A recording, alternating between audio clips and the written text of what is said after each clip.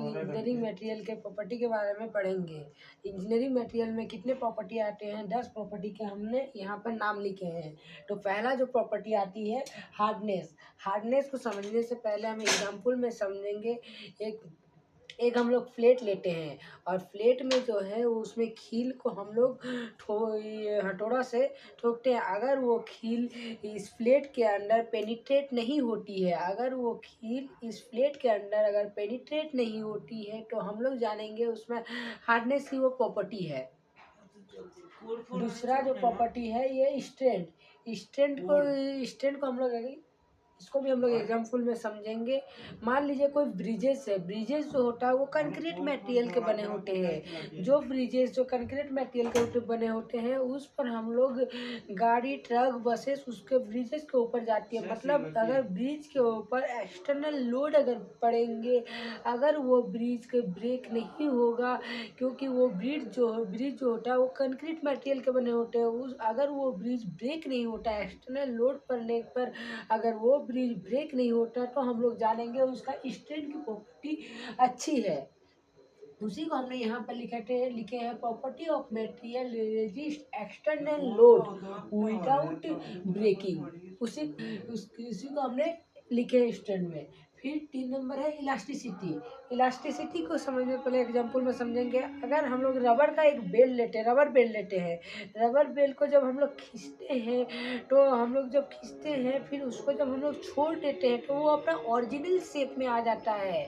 मतलब कोई भी रबर बेल को अगर खींचेंगे, अगर वो ओरिजिनल शेप में आ जाएगा तो हम लोग जानेंगे उसका इलास्टिसिटी की प्रॉपर्टी बहुत अच्छी है। तो उसको हम लोग यहाँ लिखे हैं property of material by which material can regain its original shape and size after removal of the load rubber बेल। उसके बाद हम लोग 4 नंबर जो प्रॉपर्टी है वो प्लास्टिसिटी है। प्लास्टिसिटी की जो प्रॉपर्टी है, मान लीजिए कोई चिंगम, एग्जाम्पल में हम लोग समझते हैं चिंगम जो हम लोग खाते हैं, तो चिंगम जब खाते हैं उसको हम लोग अगर खींचेंगे वो अपना ओरिजिनल शेप में वापस नहीं आ पाएगा। मतलब इलास्टिसिटी का ऑपोजिट है प्लास्टिसिटी।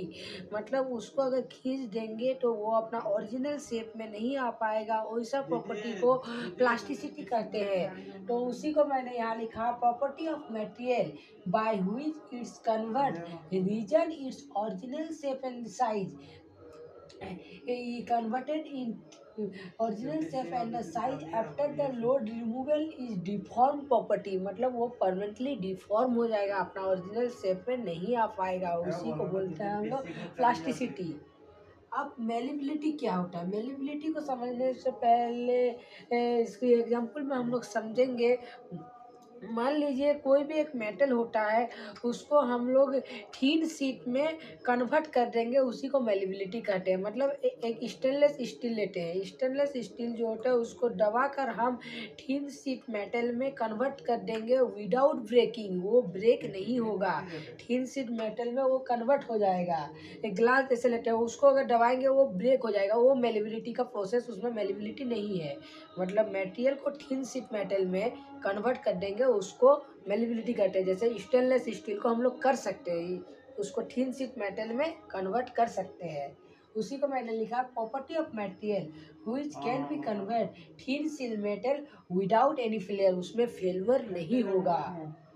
डक्टिलिटी। डक्टिलिटी मेलिबिलिटी जो होती है वो थीन शीट मेटल में करती है, और डक्टिलिटी जो होता है वो थीन वेयर में कन्वर्ट कर देती है। मतलब ऐसा मेटल अगर उसमें थीन वेयर में कन्वर्ट कर देंगे तो हम लोग जानेंगे उसमें डक्टिलिटी का प्रोसेस है।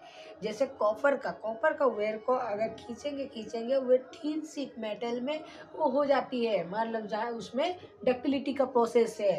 तो उसी को मैंने यहाँ लिखा property of material which can be drawn मतलब कन्वर्टेड, ड्रॉन या converted into the wire without any rupture, उसमें कोई भी रेफ्चर नहीं होगा, कोई भी फेल्यूर नहीं होगा। वो थीन कॉपर थीन